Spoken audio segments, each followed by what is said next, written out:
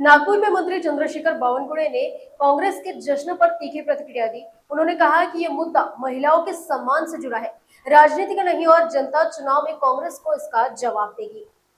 काँग्रेस आणि विरोधी पक्षांनी लोकसभेमध्ये नारी शक्ती वंदन अधिनियम विधेयकाला प्रचंड विरोध करून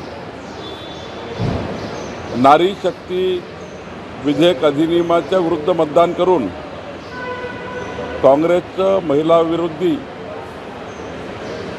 जे धोरण आहे, काँग्रेसने कधी आमच्या बहिणींना महिलांना सन्मान दिला नाही, हे आज त्यांच्या कर्तृत्वावरून दिसलं। ज्या 211 खासदारांनी विरोधात मतदान केलं आहे,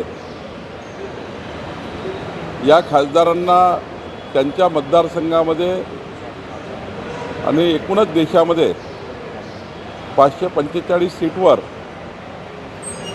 देशामध्ये काँग्रेसला आणि विरोधी पक्षाला आता आमच्या महिला बहिणी त्यांची वाट लावतील। कारण माननीय पंतप्रधान नरेंद्र मोदीजींनी केंद्र सरकारने 33% आरक्षण महिलांना देऊन विकसित भारत 2047 करता महिलांचा मोठा वाटा घेण्याचा निर्णय मोदीजींनी घेतला आणि या ऐतिहासिक निर्णयाला विधेयकाला विरोध करून काँग्रेसनी जे 1996 मध्ये केलं, देवेगौडा सरकार असताना, नंतरच्या काळामध्ये काँग्रेसनी जे अटलजीच्या काळामध्ये विरोध केला, 4 वेळा अटलजीच्या कार्यकाळामध्ये विरोध केला आणि खऱ्या अर्थाने आमच्या 70 कोटी महिला बहिणींना जे राजकीय प्रतिनिधित्व लोकसभेत आणि विधानसभेत मिळणार होतं, ते प्रतिनिधित्व काढून टाकण्याचं काम काँग्रेसने केलं। एवढंच नाही, काँग्रेस पार्टीची निर्लज्जपणा बघा, त्यांनी हे बिल पडल्यानंतर जल्लोष केला।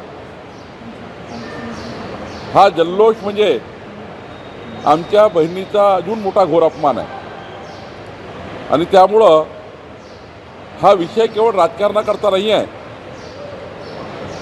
हा विषय भारतातील अस्मितेचा आहे, स्वाभिमानाचा, नारी शक्तीच्या सन्मानाचा आहे। आणि त्यामुळे मला असं वाटतं की काँग्रेसला आणि काँग्रेसने केलेलं हे पाप महाराष्ट्राची, देशाची जनता त्यांना उद्ध्वस्त केल्याशिवाय राहणार नाही। देशाच्या आमच्या 70 कोटी बहिणी, काँग्रेस पार्टी आणि सर्व तृणमूल आता येणाऱ्या संपूर्ण निवडणुकामध्ये आमच्या बहिणीचं प्रतिनिधित्व काढून टाकलं। आज महाराष्ट्रामध्ये जवळपास 33%, 72 सीट झाल्या असत्या, 33% आमच्या बहिणी त्या ठिकाणी खासदार आल्या असत्या आणि उद्या 350च्या वर विधानसभेत सीट असत्या तर 150च्या जवळपास बहिणी आमच्या आमदार आल्या असत्या। हे आमदार खासदारकी काढून टाकणे महिलांची, बहिणींची, याबद्दल यांना धडा शिकवावा लागेल। आमच्या बहिणी धडा शिकवतील असं मला वाटतं।